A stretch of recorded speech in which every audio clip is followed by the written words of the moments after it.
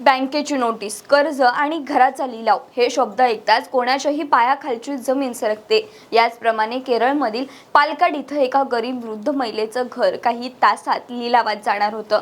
आयुष्यभराची एकमेव कमाई, डोळ्यांवरचं छप्पर आणि जगण्याचा आधार तिच्या हातातून निसटणार होता। अशा वेळी कॅनरा बँकेच्या शाखा व्यवस्थापक जैन प्रसन्न कुमारी यांनी असं काही केलं की संपूर्ण देश त्यांच्या मानवतेपुढे नतमस्तक झाला। सेवानिवृत्तीच्या शेवटच्या दिवशी त्यांनी त्या वृद्ध महिलेचं संपूर्ण कर्ज स्वतःच्या पैशातून फेडलं आणि घराची कागदपत्र तिच्या हातात सुपूर्द केली। बँकेत उपस्थित अनेक कर्मचाऱ्यांच्या डोळ्यात अश्रू आले तर ती वृद्ध महिला अक्षरशः ढसाढसा रडू लागली। या घटनेचा फोटो सोशल मीडियावर व्हायरल होताच लोकांनी जैन यांना खरी देवदूत म्हटले आणि सलाम केला। नियम आणि कायद्यांच्या पलीकडे जाऊन एका अधिकाऱ्याने दाखवलेली माणुसकी आज लाखो लोकांच्या मनात भिडत आहे।